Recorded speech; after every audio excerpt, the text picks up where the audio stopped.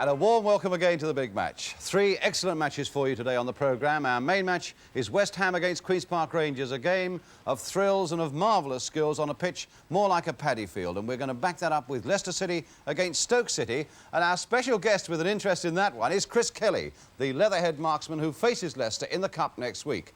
And after that, Norwich City against York, where incredibly they had 2 goals in the first 90 seconds of the game. There's your letters as well, of course, and a new feature called the Big Match Playback, where we shall be recalling action from memorable matches shown over the years on this programme, with a chance for you to choose the ones that you want to see again. But first of all, it's down through the pouring rain to the East End of London. And what about these for conditions of play? It had really been throwing it down since midday, and it was only after a long deliberation by the referee, Peter Willis of Durham, that he decided that the game could go on. An afternoon, really, for umbrellas, and of course with puddles beginning to form right across that pitch at Upton Park. And absolutely no sign whatsoever of a let-up anywhere in the weather. A brave refereeing decision, and in the end it proved to be absolutely right, though I've no doubt the players were a little concerned. First, West Ham, going through a less successful period at the moment, with only 1 win in their last 6 games, although they beat Queen's Park Rangers at Loftus Road in November. As for the Rangers themselves, they've lost only 1 of their last 7 games, and that was against Burnley last week. And they've already won 5 games away from home this season. But now let's look at the 2 teams that have to brave the elements there at Upton Park today. West Ham, they've made changes. Tommy Taylor at 5 is back after suspension. Billy Jennings at 7 returns after injury. Clyde Best gets the substitute spot. Rangers field the side that lost to Burnley, the only change there being that Mickey Leach is now preferred to Don Shanks as substitute. Terrible conditions for everyone, but most of all, of course, for the goalkeepers. What do they think about it? First of all, let's ask Mervyn Day of West Ham. Well, conditions today will obviously be very soft underfoot, and however long a stud you have, it's still not really going to compensate for the fact that, you know, you could be slipping at siding, sort of when you're off balance at times, and you have to wear thick gloves because of the mud. It makes it just a little bit more difficult, but I mean, that's what you get paid for. And what does Phil Parks of QPR think of the conditions? Well, they're probably the worst you'll ever get for goalkeeping. The ball can skid, it can shoot anywhere really, and sort of you wear gloves but they get soaking wet sort of thing, and the longer the game goes on, the worse it seems to get. You have to try and change your gloves or try and dry them out, whatever you can do. So the views there of the goalkeepers. The crowd now waiting for the start at Upton Park in spite of the rain is 28,000 strong. West Ham kick off, attacking the goal to our right in claret shirts, light blue sleeves, white shorts. Queen's Park Rangers in their blue and white hoops, and as you already would have gathered, the conditions are going to be difficult in the extreme. But referee Peter Willis considered very carefully at about 2:15 and decided that with people in the ground and the fact he also felt that he could finish 90 minutes, that the game should go on. And I think a lot of people will applaud him for that. Taylor. Back to Mervyn Day. We should go through 1 or 2 pairs of goalkeeping gloves in the course of the next 90 minutes. West Ham's throw. Bonds going across to take it. A wet ball, difficult to get a long throw. Webb there with the header. Coleman going in there, hopeful of getting in a shot. And Robson having the ball taken off him again by Parks, and a corner given. No foul there by Robson, although Queen's Park Rangers are arguing with the referee to that point. And a corner to West Ham. Graham Padden will take it. And Rangers back in strength. 10 men back inside their own penalty area as Padden floats that free kick in there. Bonds there, and back. Oh, and did it go in? No, it didn't. Well, it was belted away by a Rangers defender. Caught another on the back. And then only a flying header away, saved it from going over, but there had been an infringement there. And now a chance for a break by Rangers, and they know it. Clement taking it up.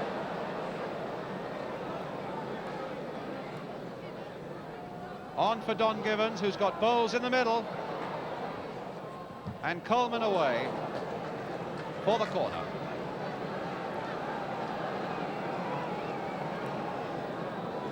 Stan Bowles had gone, number 10 had gone roaring into a good position there, if only ball could have got across to him, but they've got a corner. Coleman taking no chances whatsoever. So Masson with the corner for Queen's Park Rangers. Taylor's header away. Rangers throw.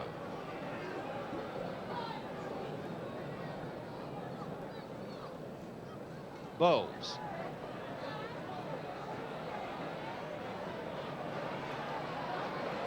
Found just that yard of space. Oh, and what a fine save by Mervyn Day from David Webb. That was a superb piece of goalkeeping. A lovely cross by Bowles, found just that yard. Webb had sneaked in there and got a beautiful on-target header. And what a save by Day. Webb right in there again. Day anxiously on his goal line too. And another corner. Robson there, and Taylor there. Taylor giving it away to Gibbons though. Masson now to Don Gibbons again. There's another cross, and Webb almost got in another header, and so too did Francis. But now, Billy Jennings for West Ham. Play on, said the referee. And there's Brooking allowing it to run, with Robson outside him.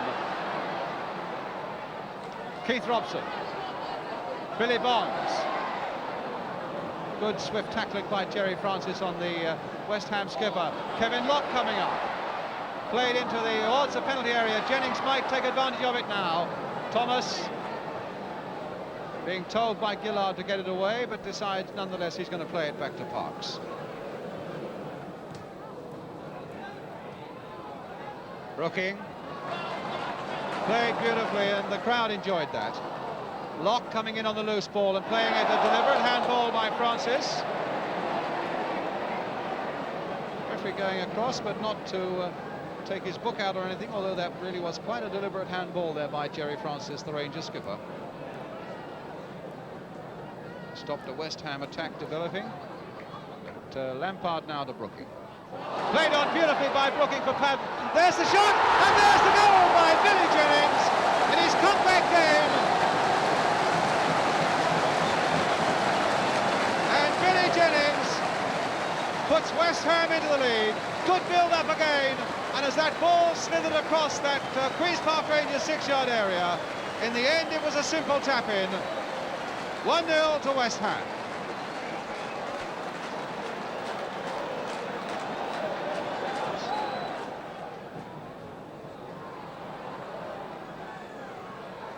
Locke not risking the back pass because Bowles was onto him.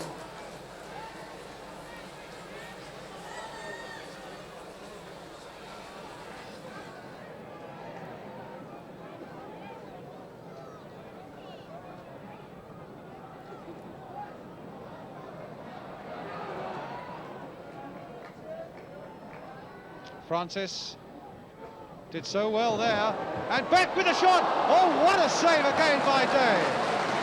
That's two tremendous saves by Mervyn Day. The first from Webb's header, and then that almost point-blank shot as the ball fell for John Beck. A tremendous save by Day.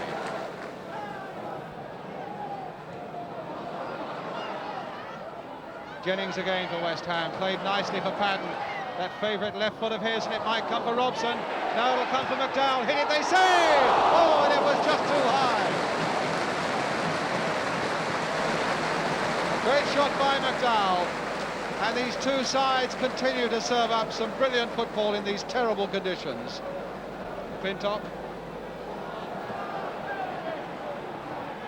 Bowles, Masson, played on towards Gibbons. And Lampard back to Mervyn Day.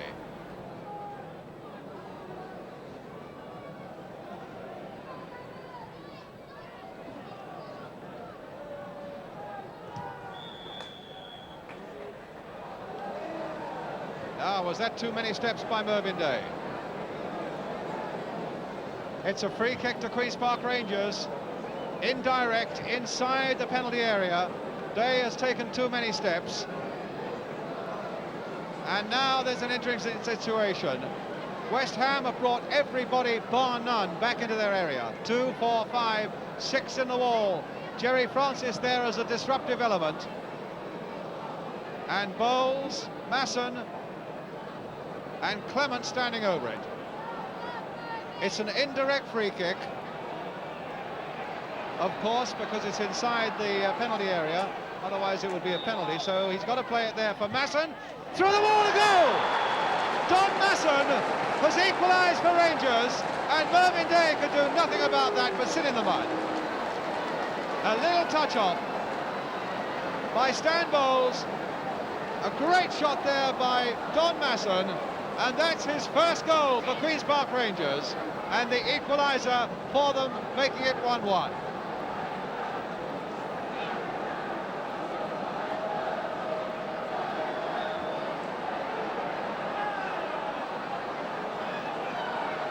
Now with Taylor. Obviously a flaw in that West Ham wall. And they've found one or two flaws in opponents' walls this season. They really were getting a bit of their own medicine there. And Masson made sure they had to take it. But now a free kick to West Ham. Graham Patton with it. Bonds right in there. And Robson, no, it wouldn't go for West Ham.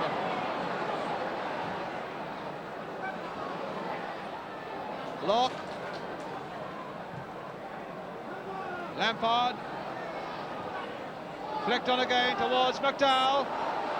Wouldn't run for him though.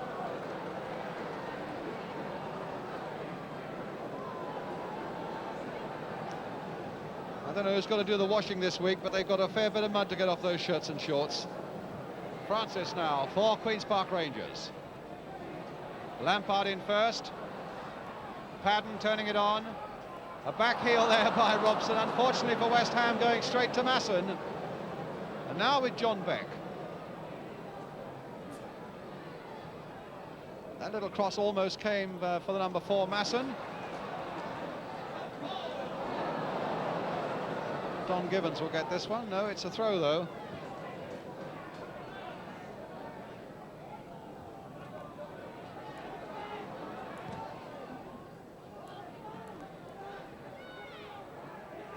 Bowles to Francis, now to McClintock, played for Beck. Beck again, a little touch off again, and there's the goal by Clement. No, it's disallowed. The referee has disallowed it. Well, that's a mystery. There must have been a Rangers player in an offside position. The goal is disallowed, and it stays at 1-1. Thomas trying to wriggle his way through. And a free kick given to QPR.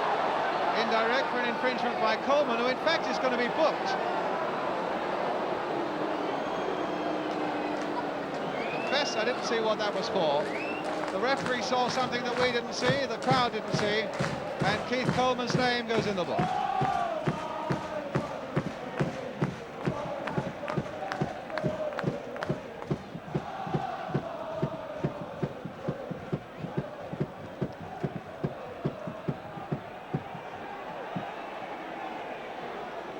Don Gibbons there showing what variation on the free kick he wants. 3 fingers in the air. The secret QPR sign. Gillard playing it in again. It might work for them. It had to be fisted away. Jerry Francis tucking it in. And it was knocked off the line by Billy Jennings. Well, Francis came so close to scoring with that one. He did first time. Knocked off the line by Jennings. Robson taken neatly there on his chest. A yard or two ahead of him. Going past one rather half-hearted challenge after another. And a free kick. No, a penalty. A penalty there as Robson was brought down. And referee Peter Willis deliberated for some time, and he's going to be booked, McClintock. He's going to be booked for showing dissent. And the referee deliberated. He went right across there to make sure that infringement occurred inside the penalty area. He decided that it was inside the area, and West Ham get the penalty. McClintock is booked, and Billy Bonds is the man who is now on the spot. So the second name to go in the book. First Keith Coleman, drying the ball on his shirt.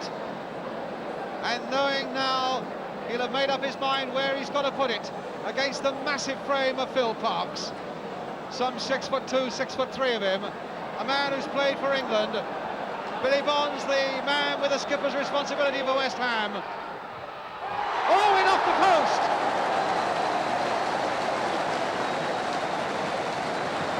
Well, the luck went Billy Bonds' way. He's talking there to Tommy Taylor because he didn't hit it properly. He knew he didn't hit it properly, but the luck was with him as it went in off the post, with Parkes going the wrong way. West Ham 2, Queen's Park Rangers 1. Billy Bonds' 11th goal of the season. That includes 2 right early on in the Texaco Cup, but a goal now that puts West Ham into the lead right on half-time. Lampard now for West Ham. The last 2 games between these 2 sides here at Upton Park, between them have produced 12 goals, 4-3 in, I think it was 68-69, and to West Ham that was 2-3 in favour of Queen's Park Rangers last season.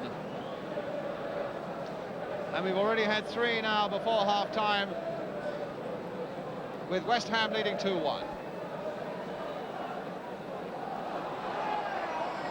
Beck for Rangers. Not had at all a bad first half, John Beck. Thomas, I don't think he'll get up in time, no. Bonds. Taylor. Bit of skill there. Trying it again. And then gives it away. That's dangerous. Here's Gibbons now. And Coleman going right across there. And in the end, it was Graham Patton who can bring it away. And Tommy Taylor and Kevin Locke having words. Locke telling Taylor what he thinks about him. Now Brookie. As the whistle goes for half-time, and a first half full of skill on a treacherous surface, and the crowd responding to the efforts of the team in this first 45 minutes. Number 7, Billy Jennings, putting West Ham into the lead. Don Masson equalising for Rangers with that free kick. And then Billy Bonds putting West Ham ahead again from the penalty spot. An excellent first half considering the terrible conditions, and a lot more to come on the big match this afternoon. But we will be back shortly with the second half of West Ham against Queen's Park Rangers with a half-time score. West Ham 2, Queen's Park Rangers 1.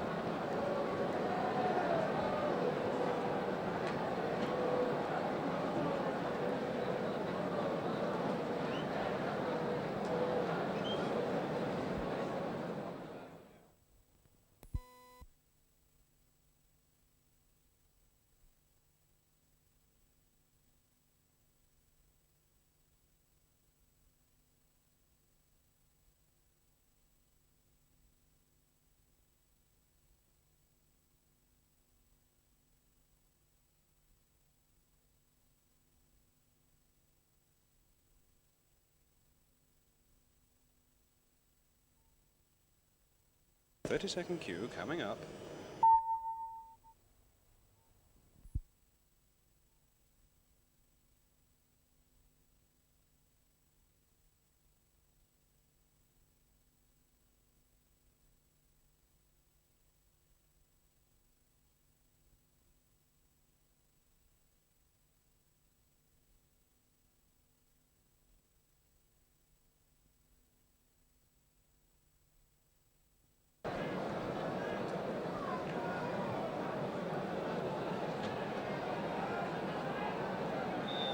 Welcome back then to Upton Park.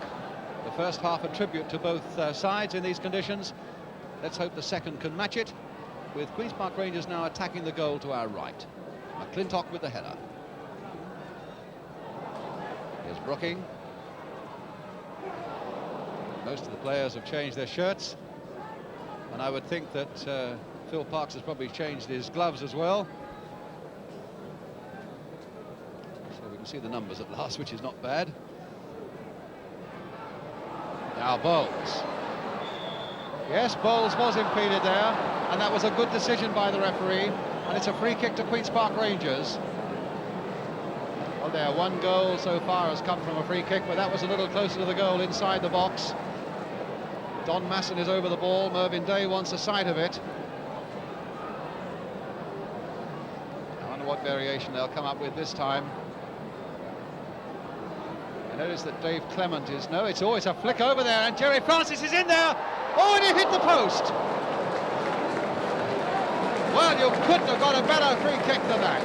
A loop over the wall by Masson. And Francis catching it on the volley, taking West Ham by surprise. Hit the post. And West Ham breathe again. Givens.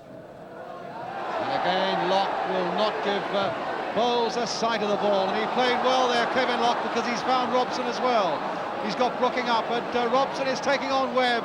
And Webb timed his challenge well. Oh, Patton really whacked that at Webb. Now Robson again. A deep cross. Billy Jennings is there. Brooking is there. And it's just over the top from McDowell. Nice build-up there by West Ham after Robson had taken on the defence. Robson playing it across there. A nice nod down by Jennings. Brooking collided there with Parks. And McDowell nodding the rebound just over.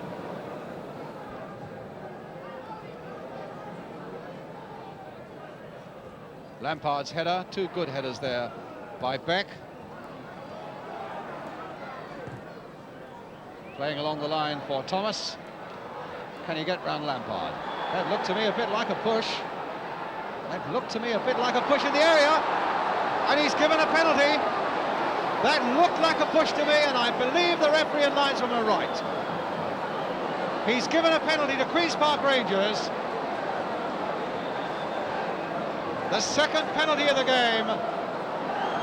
Stan Bowles, who has been the target of the crowd, has a chance to silence them again. And the West Ham players, I think, are going across to ask the referee to consult the linesman.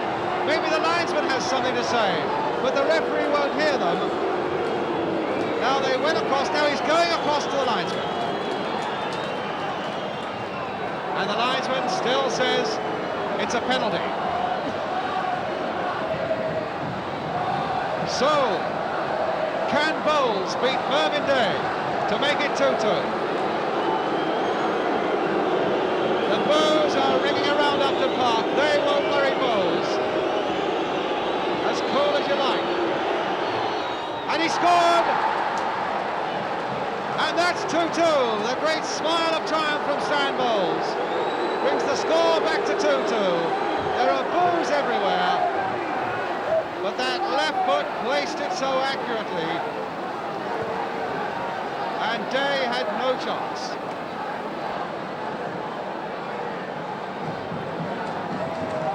Stan Bowles, the equaliser for Rangers, and now everything to play for. I know when Jerry Francis came into the studio last Sunday, he said that he felt that QPR could take West Ham today. And Stan Bowles confirmed that before the game. He said that they really fancied that they could win here. Well, they've brought it back to 2-2. Brooking and a free kick. Webb too high on Brooking's back, though I'm bound to say that Brooking was ducking pretty low. Well, it certainly leaves it with a pretty interesting finish, with something like 17.5 minutes to go.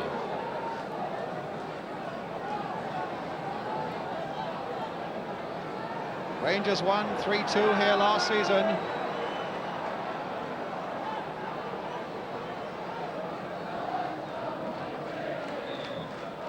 I think Graham Patton might fancy his chances. There's a tremendous shot by Patton!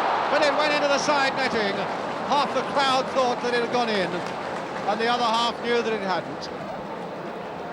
Really does clobber those shots, Graham Patton, and he hit that superbly.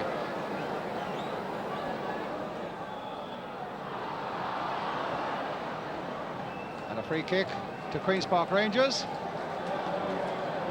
And Clyde Best is going to come on as a substitute. So it's Keith Coleman who's going off. So Coleman, the number 2, is going off.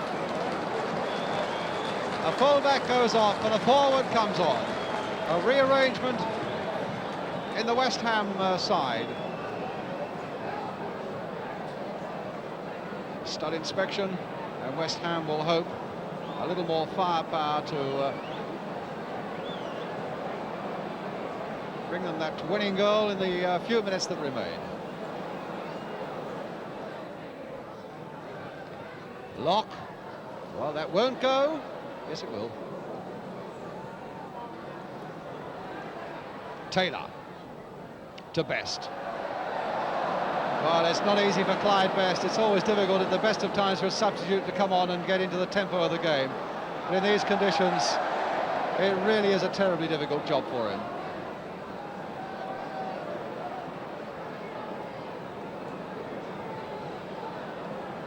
It's Rangers' free kick. Ian Gillard asking David Thomas, I think, if he wants to take it, and Thomas said no thank you, so it'll be the left-footed Gillard. Hit low, could still come. Webb is right in there again, and West Ham are having trouble getting this away. Bowles is in there too, and finally Billy Bonds gets it away to Clyde Best, and Rangers get another throw. About 8 minutes to go.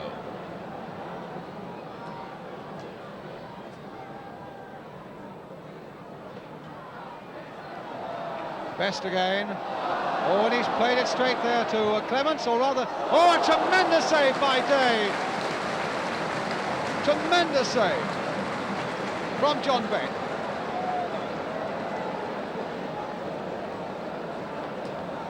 Really a mistake by Clyde Best playing that across the field there. Beck caught it well. Good tip over by Day and a corner. Masson will take it.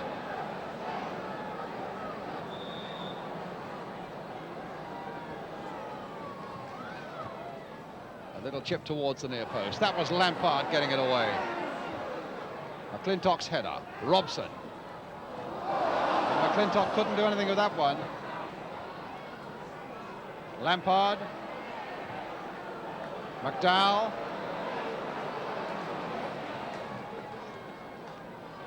Jennings to Billy Bonds. Flicked on again towards Clyde Best. And McClintock so easily back to Phil Parks.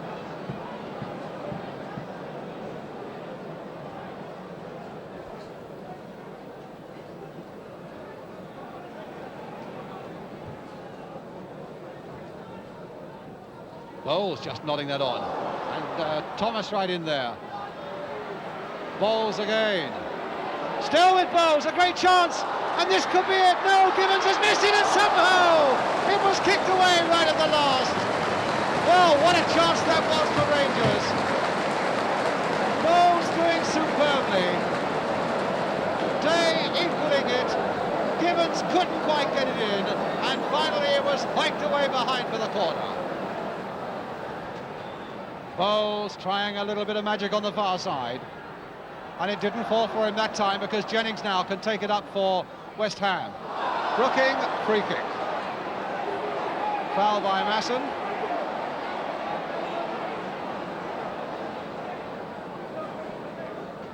We're in the last minute of the game.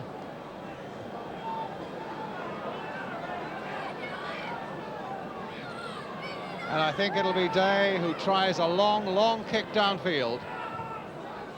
They thought about playing the offside, and in fact the whistle has gone maybe a few seconds early.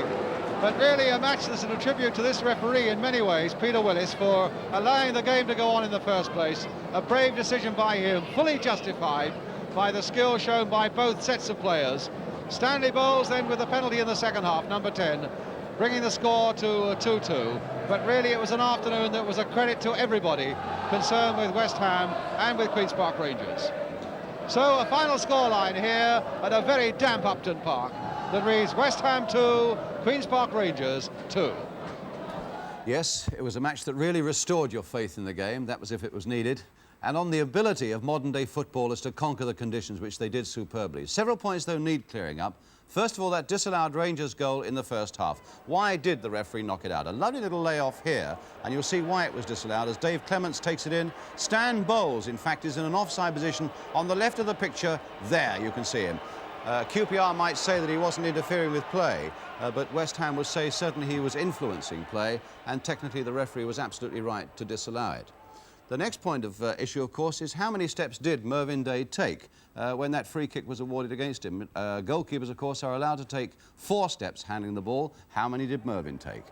Let's count them. 1, 2, 3, 4, well, 4.5 at any rate. Technically, again, the referee was right, though I've certainly seen many goalkeepers take more steps than that and get away with it. But what it meant was that Mervyn Day then had to face this free kick from Don Masson. And an interesting point to look at here is in the West Ham wall, there are 6 players, but also Jerry Francis is there in the hoop shirts. And look what he does. He ducks, the ball goes through the gap, and Mervyn Day, who'd moved slightly to the left there as we look at it, had no chance at all. But West Ham certainly paying the penalty for allowing one of the enemy to infiltrate their wall, and that's been done before. But of course the 2 major controversial issues were the 2 penalty decisions, and on both occasions we say the referee was right. Here's the first one. Keith Robson now taking on Frank McClintock and beating him and going inside the penalty area. Now David Webb comes across from the right, and the point of contact is made inside the box there.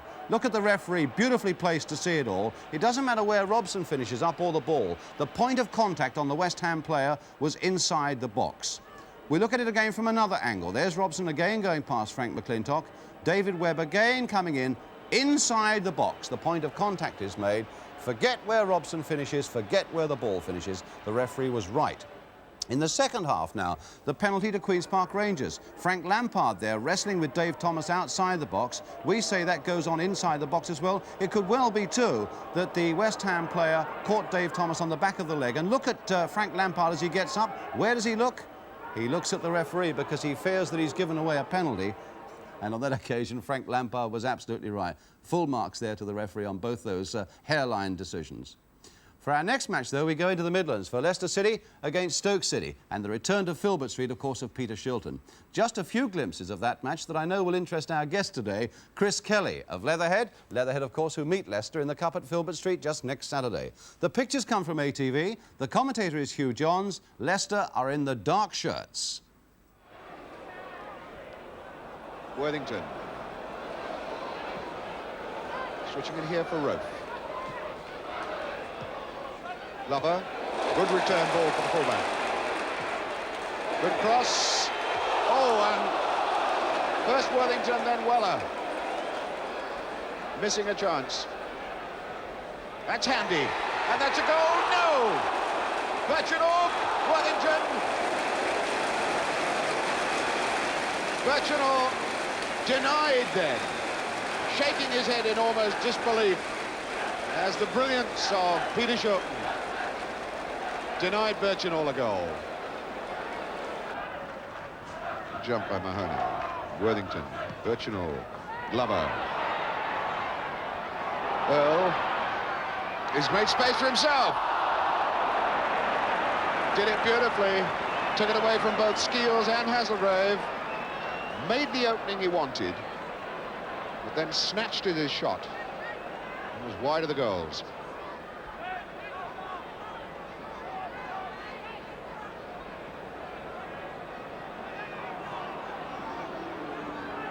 Using the long kick of Peter Shilton quite often in this game to exert pressure on Leicester. Hurst being impeded by Monroe.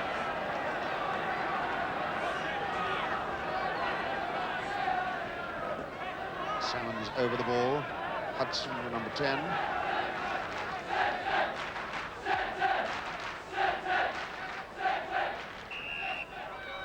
Salmon's there. Oh, and that is in there. Now it was Hurst and Monroe went together, and Hurst has scraped it in.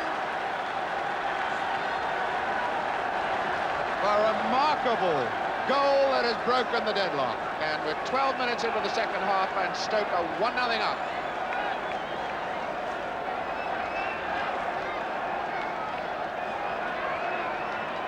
So the free kick scoops into the box, and as Monroe and Hurst go together, Hurst gets the last touch. Stoke fans, far side of the ground, really believe their side have got the 2 points here. Hudson for Salmons.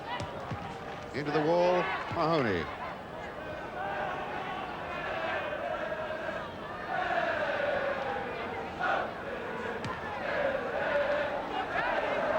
Paychick under it, and Worthington tried to go past him. Now Weller.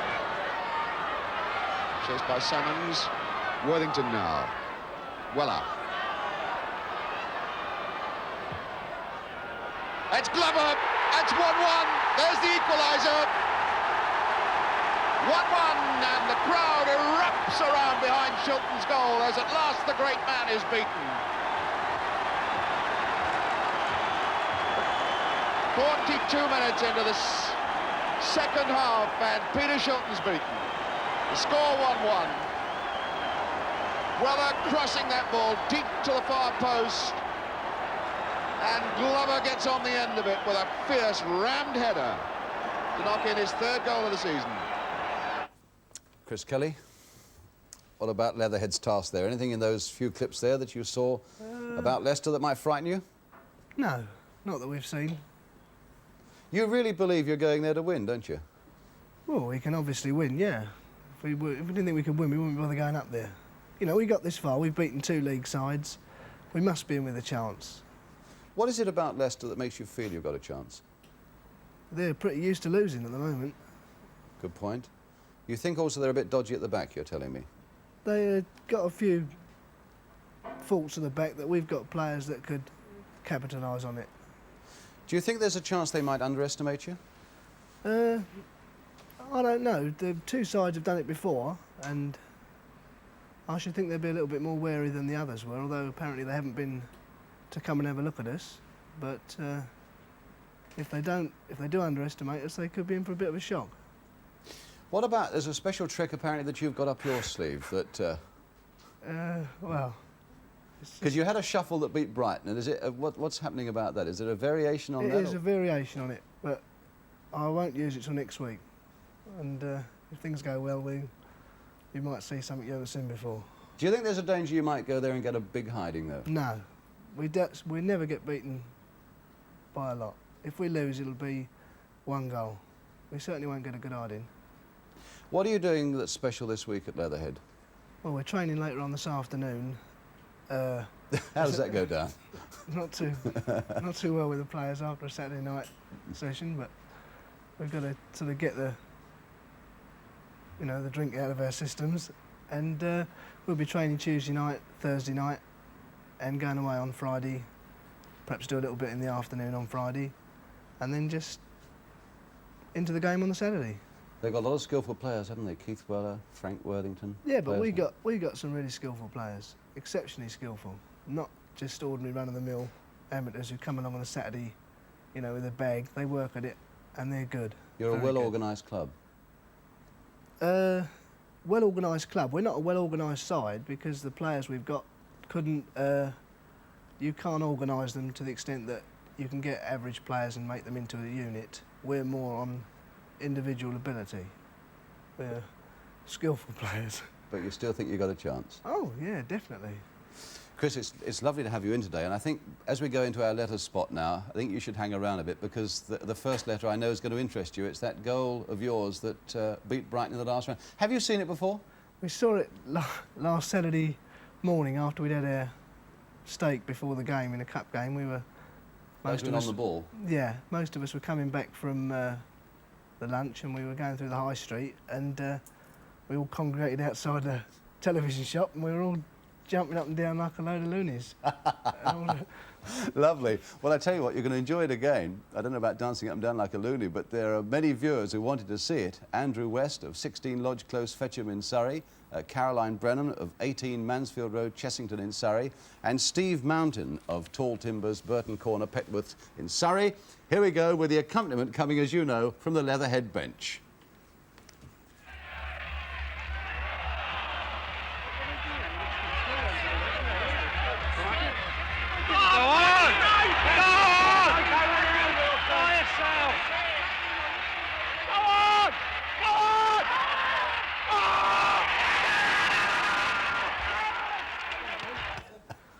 Magic? Oh, yeah. George Best was the last bloke to score one like that. Wasn't he? Oh, it's I hope terrific. you can do it next week, Chris. Thank you for Yeah. coming in. Thanks a lot. Well, last week we mentioned Jack Durston, who played cricket for Middlesex and football for Brentford on the same day. And that really has provoked quite a bit of correspondence from you. Mr. P.K. Drury of the Spinney, Lee Place, Cobham in Surrey recalls Dr. Kevin O'Flanagan, who played for Arsenal just after the war. And on successive Saturdays in 1947, played association football and then rugby football at full international level for Ireland. He was also an Irish sprint champion and a 3-handicap golfer as well, not bad. I remember too that Jack Kelsey, the Arsenal goalkeeper, played for Wales in Birmingham in the afternoon, still got back to Highbury in time to play in a night match for Arsenal against Juventus. And then there's Laurie Cook of 109 Ellesmere Road, Dollis Hill, London NW10, who reminds us of the great W.G. Grace. And it seems that the good doctor played for England when he was just 18 at cricket, of course, and in one game scored 224 not out, and then, would you believe it, got the captain's permission to pop over to Crystal Palace, where he won the 440 yards hurdles championships. Lovely to see that bit of unique film of the great doctor there. I wonder if you can think of any other great sporting doubles like that. If you can, let me know about them. And while we're on a cricketing theme, I should say that I had a letter this week from Derek Underwood in Australia confirming how popular the programme has become out there, he says, not least with the MCC lads. We're glad about that, and we hope that it inspires them maybe to do something for us in the last couple of test matches as well. And I suppose with the weather at West Ham yesterday, you can say we do need a bit of cheering up in that direction too. But now we come to our new feature, the Big Match Playback, which brings you some action from the past.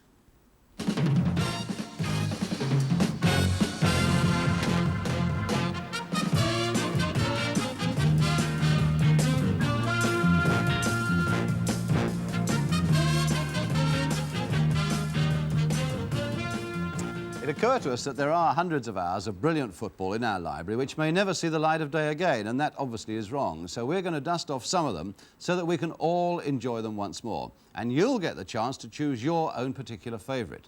But to get the ball rolling, we've pulled out an Arsenal match played in September 1969 against Manchester United. Some famous faces who've now departed from the scene, some who've remained. And this is how it was. McClintock going up into the Manchester United penalty area. Radford on the goal line. Armstrong with the corner, low one. And it's there! By Graham! 1 minute, 20 seconds gone. George Graham puts Arsenal ahead. Looking to get it for a moment on that lethal left foot. And now Willie Morgan. Morgan with another chance. And having two chances there and not really making the most of either of them. Best. Still Best.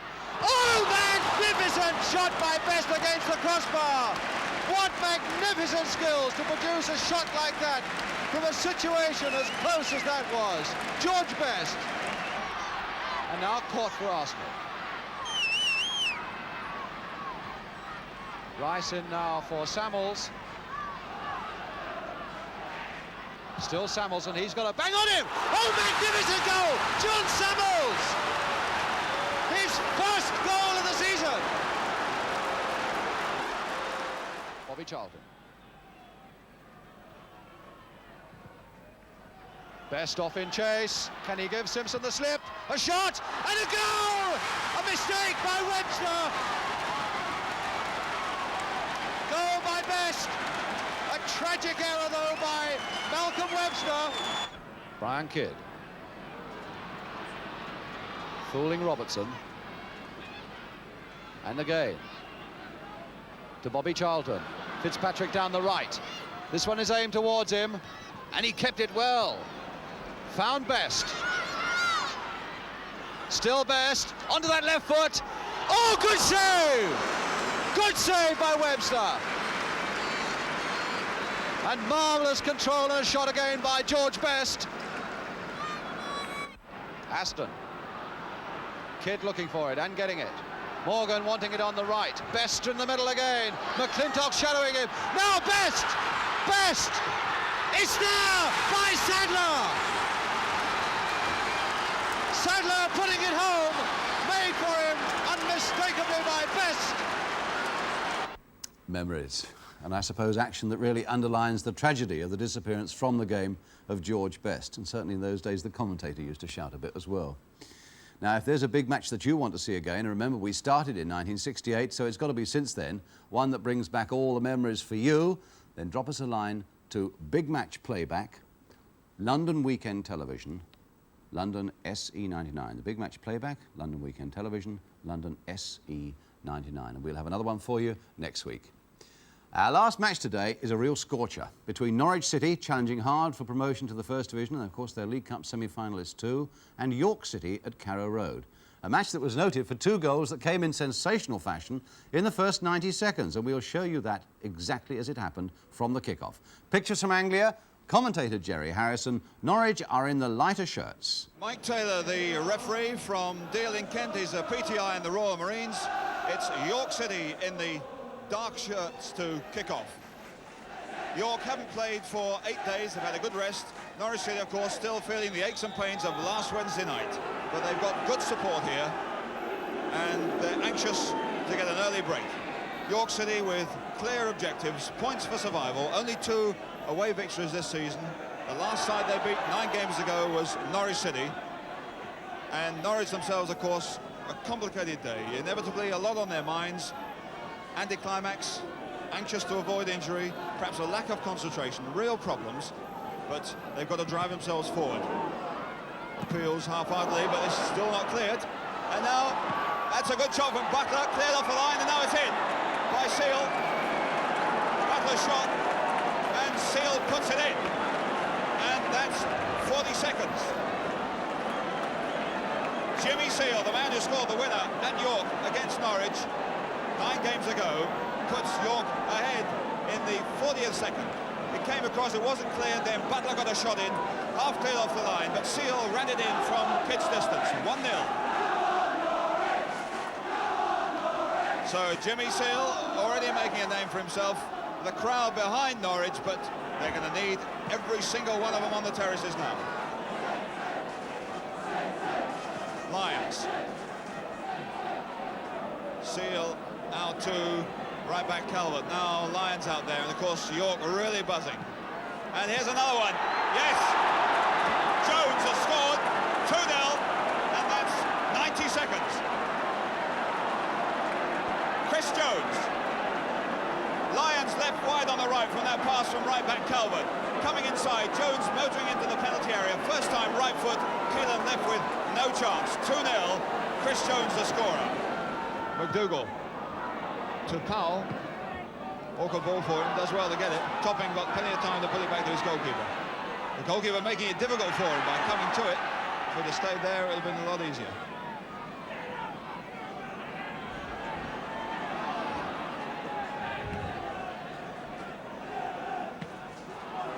Colin Suggett, he's got a lot of room, he could be punished for this.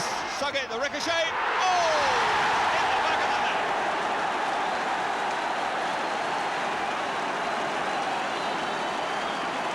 The goal that Norwich City badly wanted after a pretty disastrous game so far for them. And they got a touch of luck there as Suggett was left with a lot of space, much too much space. He shot, he hit a defender, and Crawford then had no chance. 2-1. Awkward one for Sullivan, the wind swinging about a bit, and out it goes. Throw into York.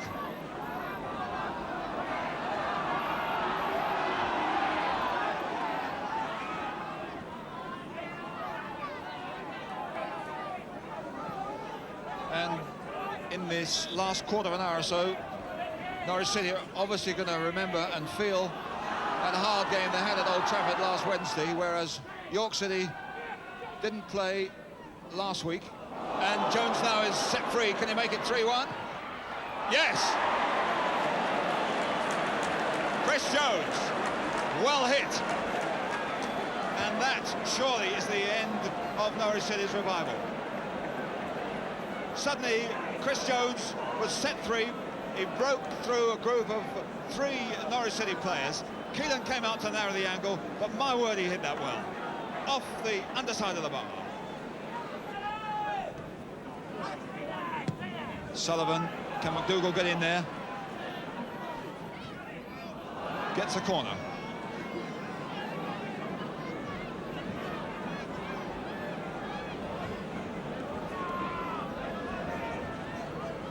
Well, Norwich have got about 7.5 minutes left to try and improve this convincing-looking scoreline of 3-1 to York as Suggett takes the corner. Forbes chasing this, he's got Maguire behind him. Here's Maguire. And a good one. Oh, well hit. David Stringer.